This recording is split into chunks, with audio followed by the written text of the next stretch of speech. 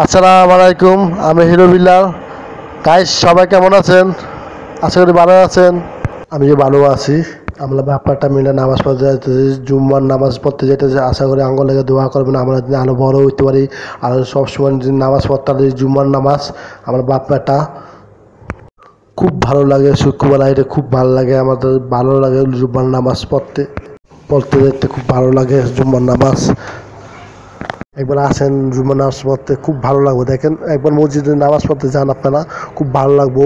খুব একটা মনে ফ্রেশ লাগবো, মনটা ঠান্ডাও হবে, মনটা ফ্রেশ হবে, খুব ভালো লাগবে। আপনারা আসেন একবার মসজিদ পাড়া দেন, একবার মসজিদ পাড়া দিয়ে আল্লাহর ঘরে পাড়া দেন, নামাজ পড়েন, ভালো লাগবো।